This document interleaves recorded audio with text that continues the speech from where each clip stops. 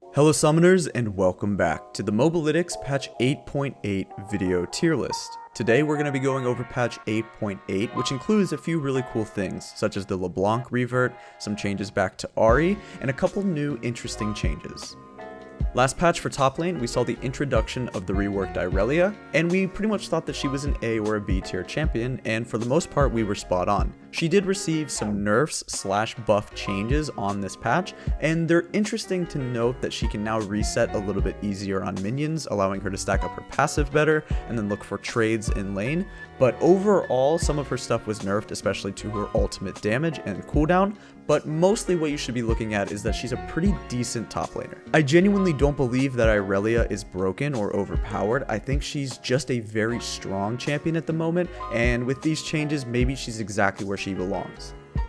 We also saw some nerfs to top lane tanks such as Sion, and we saw a decent nerf on his Q. This means that Sions who are normally maxing E are going to be more punished for it, as his Q damage is much lower if you're not putting points into it. Overall for this patch for top lane, the only two champions that do really feel super oppressive in solo queue are things like Camille and Singe, but the rest of the pool is huge. There are a lot of legitimate and realistic options that you could pick for top lane, and overall I think the role is in one of the best spots it's been in years. Onto the jungle role, we have 2 assassins, a couple bruisers, and a tank. Kha'Zix and Shaco are straight up the best assassins for solo queue at the moment. Their snowball potential and the ability to impact the game is just off the charts, and their damage is insane.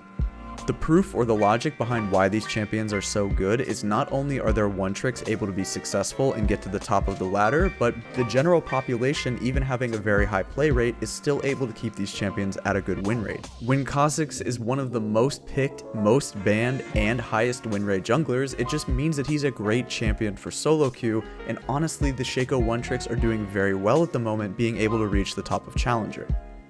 To me, you have every single style viable in the jungle at the moment. If you're an assassin player, even if Kha'Zix and Shaco are banned, you can still play things like Evelynn or Rengar. If you're a tank player, you can play Warwick and Nunu, and if they're banned, you can play Skarner, Olaf, and Zac. Every single style of jungle at the moment for solo queue I think is pretty much viable until the very high elo, so do what you think is good on the list and pick one of the champions that you feel like is viable for you. And if there are any champions on this list where you feel comfortable and confident playing, anywhere from a tank to an assassin, make sure you pick them up, because pretty much all of these champions are good. On to the mid lane now, where we've seen the most mix up from the previous patch, and that's partly just because we've seen the LeBlanc and Ahri rework / reverts. Basically, the only reason LeBlanc finds herself an S is that her numbers are really good. She still is definitely a hard champion to play, arguably one of the most difficult mid laners, but because of the revert and because it's not a brand new kit, it's literally just the old LeBlanc, this is why we feel like she's going to be a good champion for climbing. Her numbers are great, she's right back to that assassin playstyle that some people felt like she was missing or lacking with the original rework. And like we said, because it's not necessarily a new champion or a new rework, because it's a straight up revert to the old LeBlanc, a lot of people already know how she works, so it shouldn't be too hard to pick up if you did play the old LeBlanc. I do expect this champion to receive some number tuning over the next couple of patches, so maybe abuse it while you can. On top of LeBlanc, Ahri also seems quite good, but because she received more sweeping changes and it's not a straight up revert as with LeBlanc, then this means that we're going to need more time to analyze her properly. We think that there may be a chance that she is an S tier mid laner, but we'll have to see till some stats come out and people kind of figure out her new kit.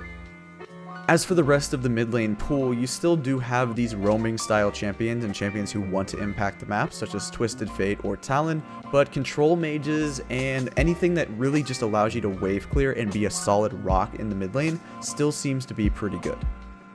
On to the AD carries, which did receive the least amount of mix-up this patch. The only big thing to note compared to the last patch is that we still have Kai'Sa, Xayah, and Twitch in S tier, because their nerfs weren't really that meaningful and they're definitely still the best solo queue AD carries, but let's talk about Varus a little bit.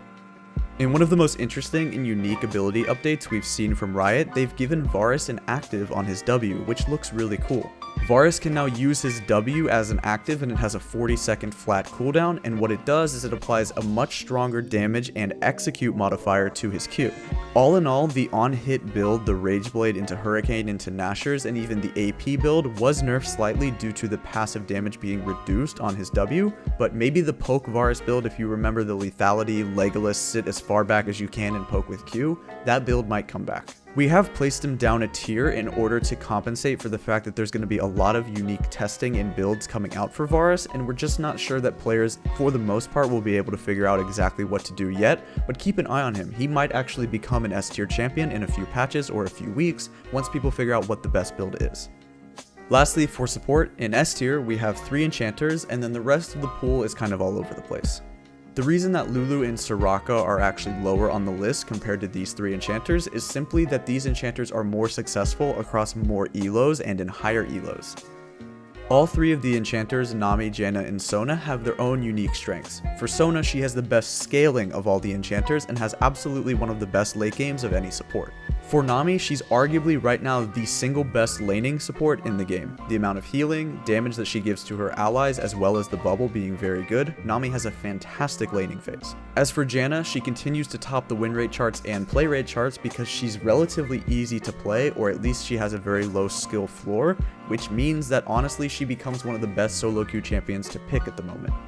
This has been the Mobalytics tier list for patch 8.8. Make sure you leave a comment down below what you think and what champions you think are going to be pretty good on this patch. I think maybe one champion we might have underrated is Vi. After seeing a few games of Vi, I think she might be pretty darn good.